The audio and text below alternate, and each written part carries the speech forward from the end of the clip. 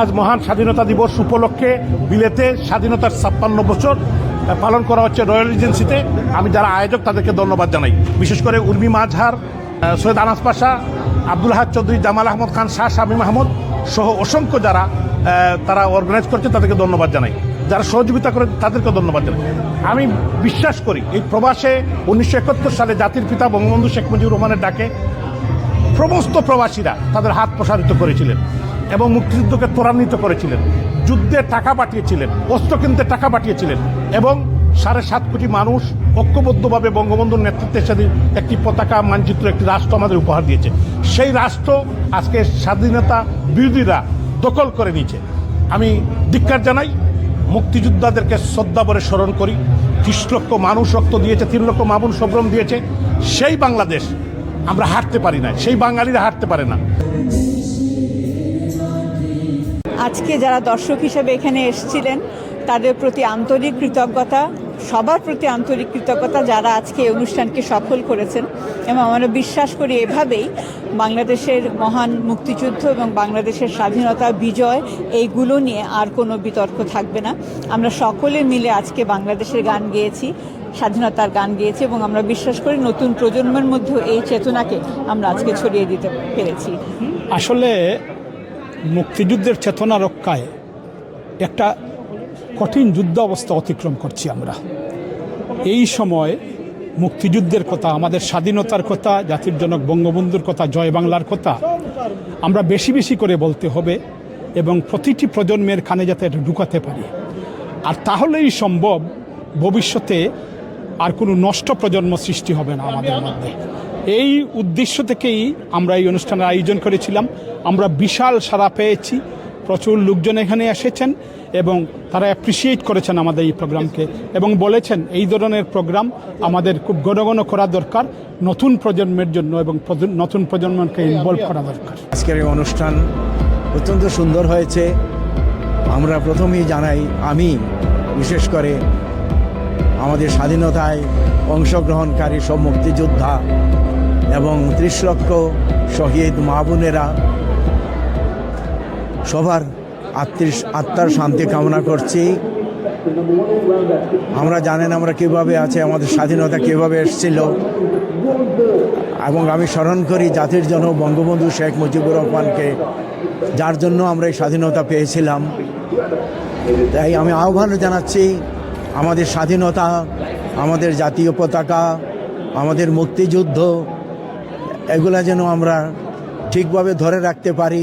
বাংলাদেশের মহান স্বাধীনতা দিবস উপলক্ষে আজকে যে আয়োজন অত্যন্ত গুরুত্বপূর্ণ। আমি মনে করি এই অনুষ্ঠান প্রবাসে, বিশেষ করে বাঙালি মানুষদের মধ্যে, বাঙালি কমিউনিটির মধ্যে অত্যন্ত জরুরি। আমাদের নতুন প্রজন্মের আজকের এই অংশগ্রহণ অত্যন্ত স্বতঃস্ফূর্ত ছিল। যখন বাংলাদেশে মুক্তিযুদ্ধ বিরোধীরা মুক্তিযুদ্ধের চেতনাকে বিনষ্টের জন্য ষড়যন্ত্র করছে, আজকে স্মৃতিসৌধে স্বাধীনতা বিরোধীরা আমাদের স্বাধীনতার যে অর্জনকে নানাভাবে ষড়যন্ত্র করে এটা দুলিশাত করার চেষ্টা করছে, তখন এই বিলেতে আজকের এই আয়োজন আমাদের অনেক বড় সাফল্য বলে আমি মনে করি এই প্রজন্মের বাঙালিরা স্বাধীনতার মূল্যবোধকে ঊর্ধ্বে তুলে ধরতে তারা কাজ করে যাচ্ছে এবং ভবিষ্যতেও তারা প্রত্যেকটি বছর এই স্বাধীনতা মঞ্চের ব্যানারে স্বাধীনতা দিবস উদযাপনের শপথ নিয়েছে। আমরা যুক্তরাজ্য প্রবাসীরা বাঙালি মিলে স্বাধীনতা মঞ্চ সংগঠন থেকে আমরা স্বাধীনতা দিবস পালন করেছি লন্ডনে রিজেন্সি হলে। এখানে দেখেছেন হাজার হাজার মানুষ এসেছে। আমরা চাই ১৯৭১ সালে ৩০ লক্ষ শহীদ এবং ২ লক্ষ মা ইজ্জতের যে স্বাধীনতা পেয়েছিল, আজকে বাংলাদেশে সেই স্বাধীনতা হুমকির সম্মুখী।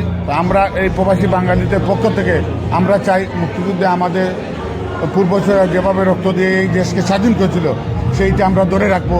আজকে বাংলাদেশের যে পরিস্থিতি, এই পরিস্থিতিতে প্রবাসী এবং দেশের সকল মুক্তিকামী মানুষ এবং অসাম্প্রদায়িক বাংলাদেশ গড়ার প্রত্যয় নিয়ে আজকের অনুষ্ঠানটি অত্যন্ত সুন্দরভাবে উপভোগ করছে। আমরা সবাই অনুষ্ঠানটি উপভোগ করছি।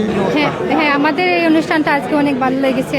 আমরা যারা বিদেশে আছি তাদের জন্য আসলে খুবই সুন্দর একটা অনুষ্ঠান, কারণ এগুলো আমাদের স্বাধীনতাকে আমরা ফিল করতে পারি।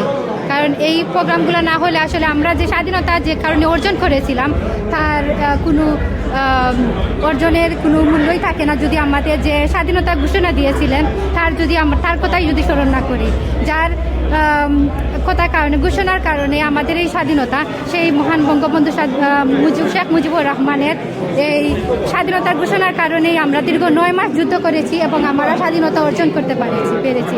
বর্তমানে আমাদের বাংলাদেশ আসলে কোনো কিছু বলার ভাষা নাই আমার।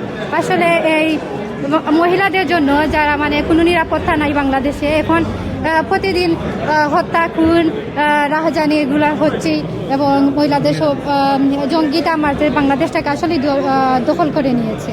তাই আমি বিশ্ববাসীদের কাছে অনুরোধ করতে চাই, আমরা সবাই যেন আমরা একসাথে হয়ে আমাদের বাংলাদেশকে মুক্ত করার জন্য আমরা সংগ্রাম চালিয়ে যাব।